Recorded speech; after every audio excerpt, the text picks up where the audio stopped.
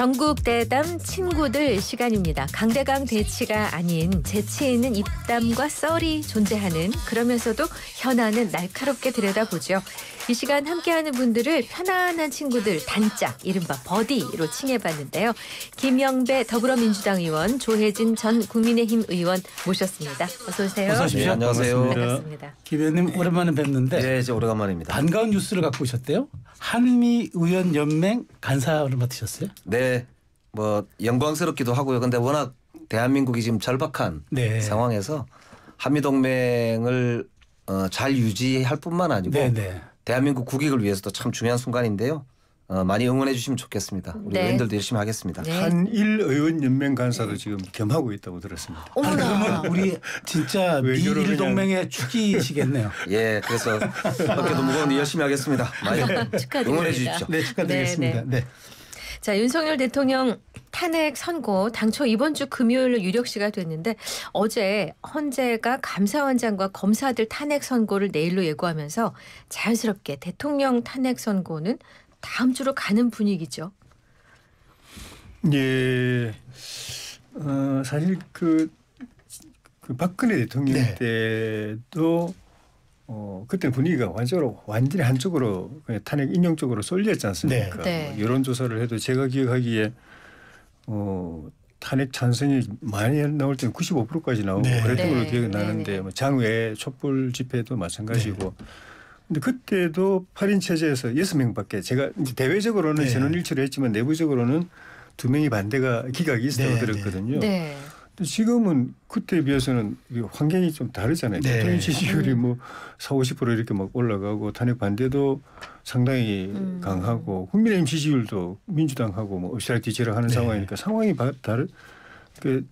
달라서 이 6명 인용 나오기가 그때에 비해서는 네. 더 어려운 여건인데다가 또 내란죄가 핵심인데, 내란죄가 되느냐 안 되느냐가 핵심인데, 그걸 입증하는 핵심 증인들의 진술이 또 네. 상당히 좀 신뢰성에 문제가 생기고, 그래서 원래가 생각처럼 그렇게 쉽게 결정이 되기가 어렵다고 네. 저는 봤는데, 거기다가 또 뭐 그 뒤에 그저께 법원의 판결 결정까지 포함해서 이런 변수들이 생기니까 조금 시간이 걸릴 수밖에 없는 것 같습니다. 네. 김 의원님 어떤 요인 때문에 조금 자꾸 뒤로 밀리는 것 같습니까? 그러니까 박근혜 대통령이 91일 만에 선고가 됐는데, 윤석열 대통령은 박근혜 대통령 때에 비하면 굉장히 단순한 사건이잖아요. 이게 형사법적으로 내란죄냐 아니면 다른 죄냐 이런 게 문제가 아니고 헌법을 위반했느냐. 네.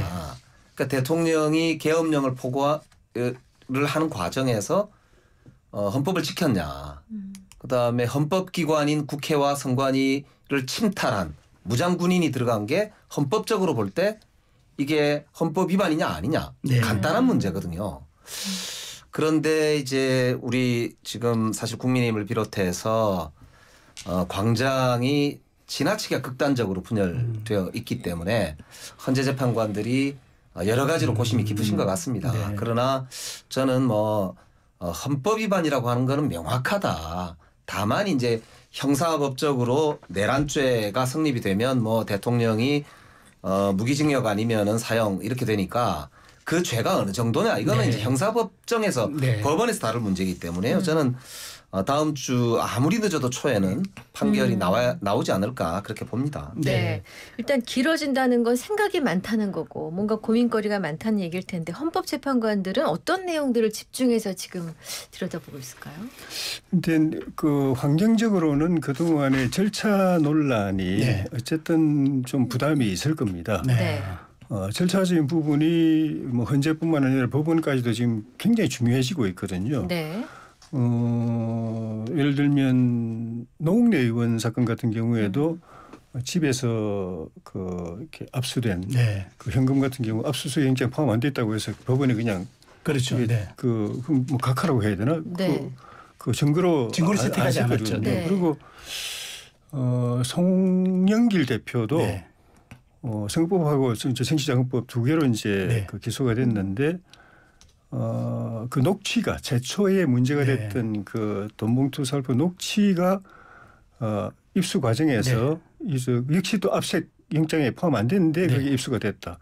그 당사자들이 이정근 부총장이나 이런 사람들이 이거 써도 됩니다. 제가 말한 거 네, 이거 네. 그대로 써도 됩니다라고 이야기까지 양해해 줬는데도 불구하고 법원은 절차에 어긋나다 해서 이렇게 카트했거든요. 네. 그런 것들이 헌법재판소에도 이제 고민이 많이 될 텐데 네. 거기다가 이제 방금 말씀드린 대로 실체적인 부분에 있어가지고 결국 뭐 어떻게 표현하든 간에 그동안에 이제 그 현재 그 변론이 쭉 진행되는 과정을 보면 알파부터 오메가까지 내란죄였거든요. 네. 내란죄 하나 가지고 되느냐 안 되느냐 그거 가지고 다투었지 않습니까? 네. 왜냐하면 그게 핵심이라고 보기 때문에 그게 성립이 안 되면은 단순 헌법 위반만 가지고는 이거는 그 파면 결정하기 어렵다고 봤기 때문에 그런데 그 과정에서 이제 진술이 막 뭐 뒤집히고 또 최근에는 뭐 회유 정황 이런 것까지 이제 제출되고 이런 상황이니까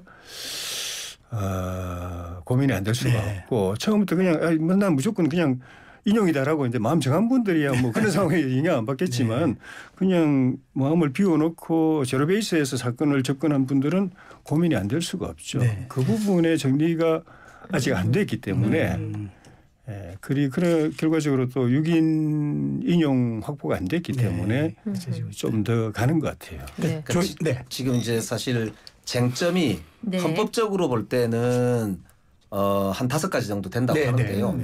그 쟁점에는 제가 볼 때는 이견은 크게는 없을 거라고 보여요. 왜냐하면 대통령이 그 포고령만 해도 그 모든 정치 활동을 금지하고 정당 활동을 금지한다. 언론을 통제하겠다.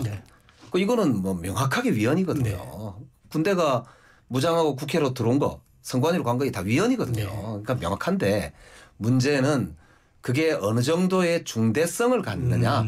그래서 대통령을 파면에 이르기까지 하기에 이게 과연 그 정도의 위헌적인 것으로 이제 볼 것인가 아닌가에 대한 판단이 약간의 차이가 있을 수는 있을 것 같습니다. 그런데 그런 점에서 보면은 뭐 여러 가지 쟁점들 중에 나는 5개를 전부 다 위헌이라고 본다라는 사람도 있고 한두 가지 정도는 조금 다른 개별 의견이 있을 수 있잖아요. 그러니까 그런 데서 이제 8대0을 만드는 데 있어서 이 쉽게 말하면 이제 완전 조합으로 만들 수 있겠냐. 이게 이제 마지막 저는 쟁점이 아닐까 보이고요. 다만 지금 사실은 국민의힘 권성동 대표를 비롯해서 심지어는 한덕수 전 총리까지도 총체적으로 나서서 지금 헌법재판소의 재판 일정을 방해하고 있는 양상들이 나타나고 있거든요. 심지어는 판결 결과가 나오면 그걸 부정하려고 하는 듯한 발언과 움직임들도 계속 나타나고 있단 말입니다. 그 말은 이제 탄핵될 것 같다고 생각하는 거죠. 그러니까 굉장히 우려스러운 사실은 정황들이 계속 보이기 때문에 그러나 저는 헌재가 지금이야말로 헌법 정신을 가장 중요하게 생각할 때가 아닌가 이제 그런 생각을 하고 있습니다. 네, 알겠습니다. 이런 가운데 지금 변수가 하나 나온 게 이제 윤 대통령 측이 그 한덕수 총리 측이 윤 대통령 탄핵보다 먼저 이걸 내달라고 이제 의견서를 헌재 제출했습니다. 지금 일각에서는 한덕수 총리와 대통령이 함께 나올 수 있을 가능성도 하나를 보고 있고 분리해서 이제 순차적으로 나올 가능성을 보고 있는데 이게 왜 이렇게 포인트가 되는지 한번 조 의원님께서 분석해 주시죠. 뭐 안을 들여다보지 못하니까 정확한 건 알 수 없는데 이제 추론을 할 수밖에 없는데 원칙대로 한다면은 변론이 종결되고 이제 평의 판결만 남은 사건을 우선적으로 이제 순차적으로 해야 되는 것이고 한덕수 총리가 지난달 19일 날 변론 종결되고 윤석열 대통령 사건이 25일 날 종결되고 한 6일 정도 한 총리가 먼저 됐기 때문에 그걸 먼저 선고해야 되는데 그리고 선거할 여건도 이미 다 됐다고 봅니다. 그 대통령 탄핵은 저는 인용 기각을 정확하게 점을 못 치겠는데 상황만 보고 판단할 수밖에 없는데 한덕수 대행은 거의 기각이라고 저는 보는데 기각을 했을 때 헌법재판소도 이제 안에도 이제 재판관끼리 의견이 좀 갈리겠지만은 적어도 대통령 탄핵에 대해서 인용적으로 이렇게 계속 진행하는 재판관들은 그 대통령 탄핵 결정 이전에 한덕수 대행 탄핵이 기각으로 됐을 때 대통령 탄핵을 인용으로 결론 내는데 이게 그 부담이 나쁜 영향이 있다. 부정적 영향이다. 왜냐하면 지금까지도 벌써 4개 탄핵이 29건 발의하고 13건을 의결해서 현재에 넘겼는데 그중 4건이 다 기각됐잖아요. 내일 4건 또 하는데 그것도 제가 볼 땐 기각입니다. 궁금한 게 8건 연달아서 이렇게 기각되면은 네. 이게 탄핵제도 자체에 국민들의 불신이 굉장히 커지게 되거든요. 네네. 국회가 민주당이 주도해서 만든 이 탄핵이 자체가 전체적으로 문제가 있다. 네. 거기다가 좀 전에 말씀드린 것처럼 그 대통령 탄핵 심판은 절차적으로 계속 뭐 탈위법, 뭐 편법 꼼수 논란이 있었지. 그 부담을 갖고 지금 재판관들이 지금 그걸 하고 그걸 딱 정리해서 결론 났을 때 그냥 다 승복할 수 있도록 만들어야 되는데 그에 대한 이제 부담도 있지. 거기다가 총리 탄핵은 다른 건들보다 더 무게가 있잖아요. 네. 그리고 핵심이 내란 그 탄핵 사유의 핵심이 내란 공범입니다. 네.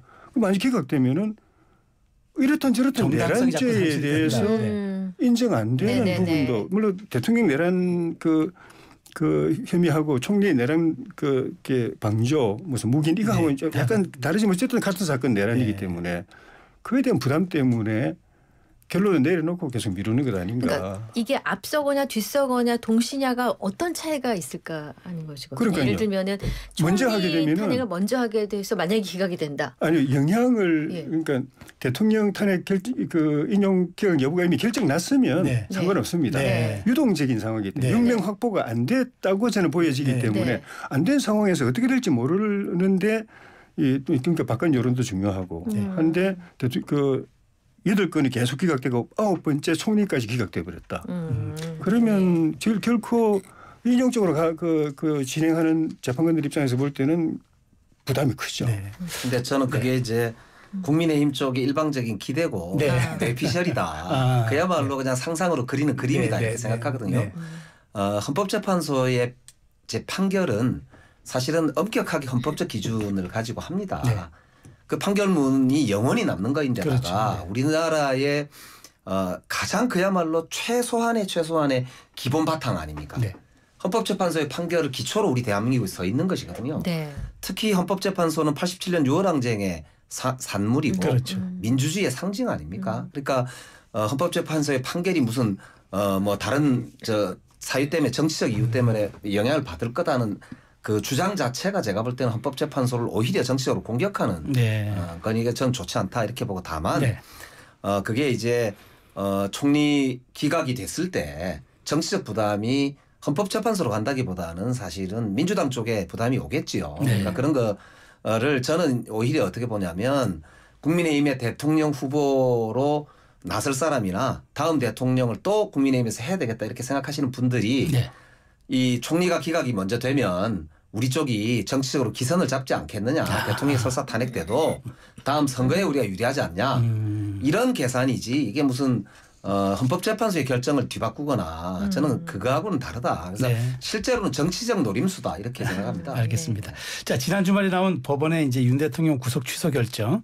검찰이 왜 즉시 한 걸 포기했느냐 하면서 파장이 큰데 자, 이 부분에 대해서 우리 조 의원님께서도 법을 전공하셨으니까 이 검찰의 이 부분이 검찰의 책임입니까? 아니면 재판부의 결정처럼 공수처의 책임이 더 크게 되는 겁니까? 공수처 책임이죠. 검찰도 마찬가지고.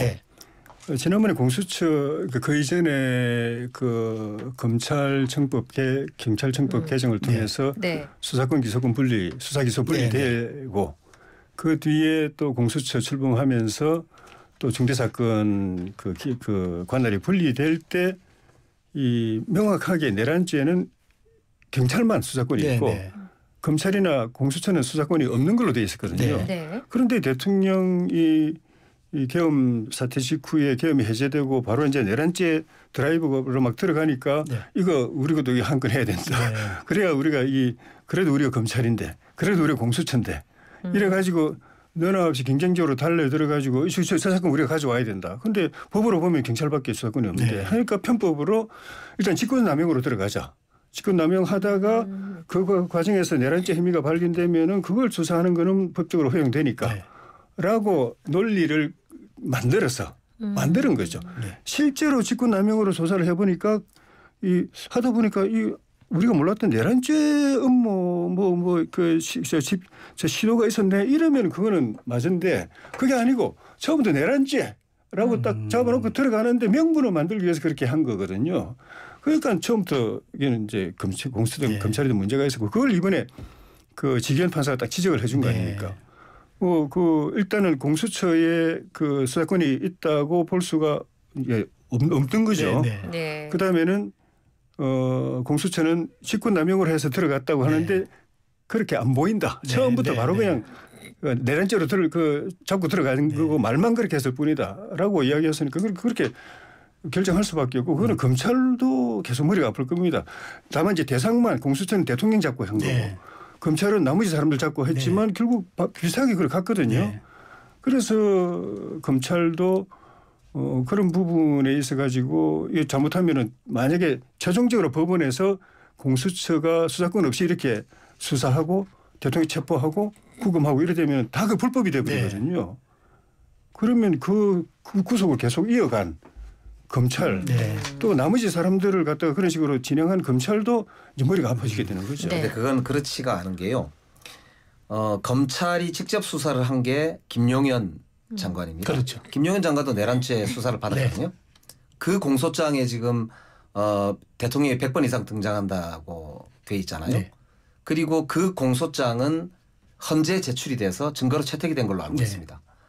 그러면 헌재가 이 수사권이 없는 검찰의 내란 수사에 대해서 증거를 채택해 줬다는 말이 되거든요. 이 말도 안 되는.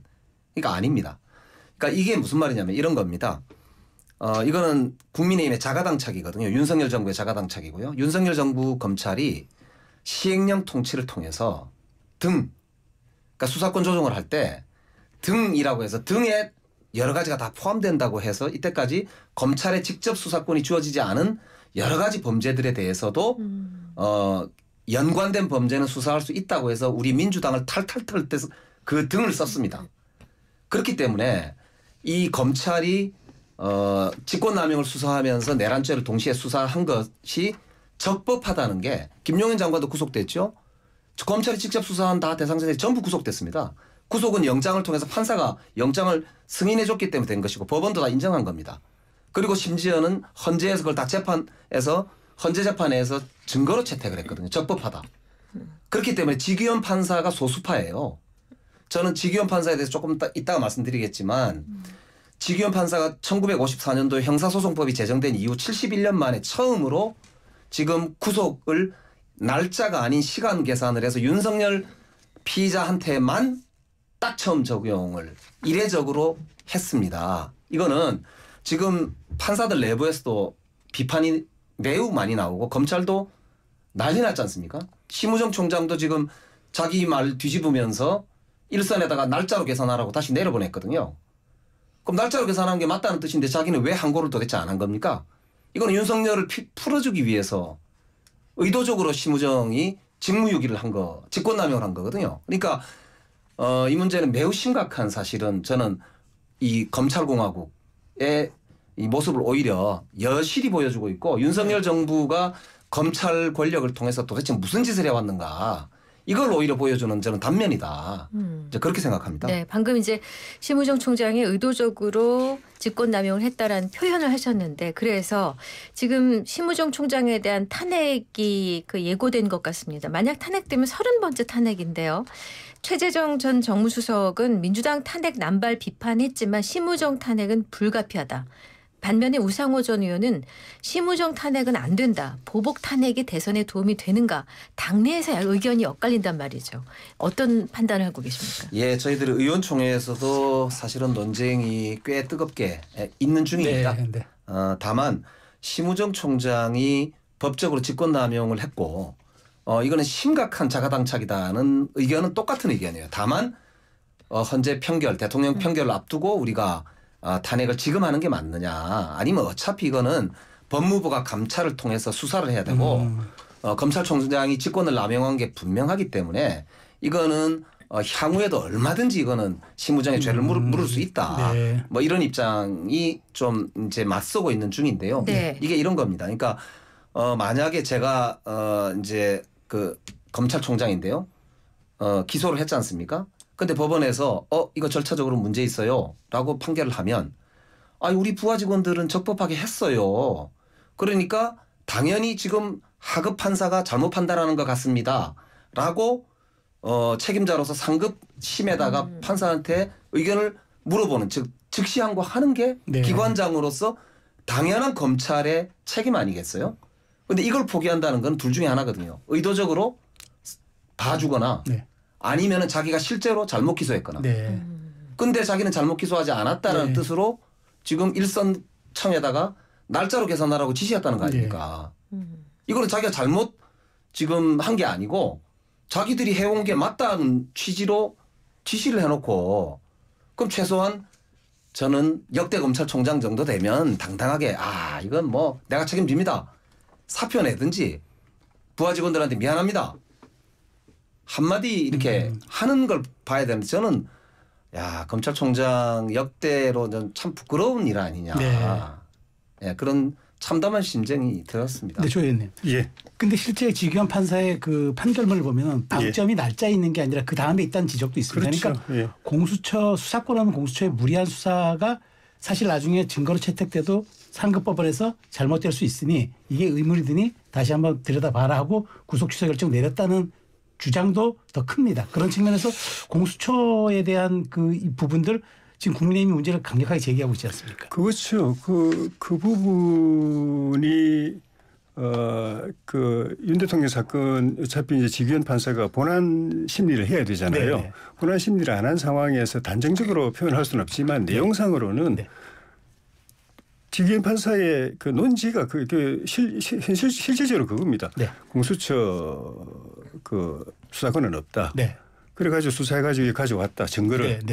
내란죄를 죄라고 해서 증거를 가져왔는데 이거 사실은 다 불법 증거고 이거 가지고 재판할 수가 없다. 네. 그러니까 사실 대통령 기소는 됐는데 증거는 없는 말하자면 이게 그 깡통 기소나 마찬가지인 거예요. 내용이 없는. 어떤 범죄에 대해서 법원에서 심리해가지고 유무죄 형량을 따지려면 그 범죄를 입증할 증언과 자료, 증거를 가지고 재판을 하는 거잖아요. 네. 그냥 이 사람이 검찰에서 그냥 기소했다고 기소 내용만 보고 법률만 보고 하는 게 아니라 사실과 증거, 증언, 자료를 보고 나서 이제 어느 법에 이렇게 적용하고 유죄, 무죄냐, 형량이 얼마냐 이걸 따져야 될 텐데 그 공수처가 권한 없이 불법 수사를 했으면 이 증거 자체가 없는 거거든요. 재판할 게 없는 거예요, 사실은. 그래서 지규현 판사 표현은 사실상 내용적으로는 이거는 내가 공소 기각을 해야 될 가능성이 있고 설령 가정해서 공수처의 이 불법 증거를 가지고 내가 유죄를 내린다고 해도 대법원에서 무죄 날 가능성이 있다. 설령 대법원에까지 내가 유죄하고 2심 유죄하고 대법원에 확정 판결 나도 세월 지나서 김재규처럼 또 재심해가지고 또 이 무죄 날 가능성이 있다. 이 말을 한 거거든요. 그러니까 어떻게 될지 좀 이제 본안 심리에 들어가서 이제 결론 내겠지만 아예 공소를 기각해 버릴 수도 있고 무죄를 낼 수도 있는 겁니다. 그거를 저 심우정 총장이 딱 보니까 나오지 않습니까? 그걸 항소하는 것, 그러니까 적시 항고하는 것도 그 문제고. 그런데 검찰도 아까 말씀드린 그 검찰도 같은 고민이 지금 딜레마가 있는 것이고 거기다가 적시 항고 제도 자체가 벌써 2번 위헌 결정을 받은 헌법재판소로부터 위헌 결정을 받은 제도잖아요. 이 제도 가지고 위헌된 제도를 가지고 다시 대통령을 구속을 연장시키려고 한다고 하는 게 어렵죠. 나중에 그게 적시 항고까지 또 기각되면 검찰로서는 진짜 검찰총장은 엎어서야 될 상황이 될 수도 있는 거죠.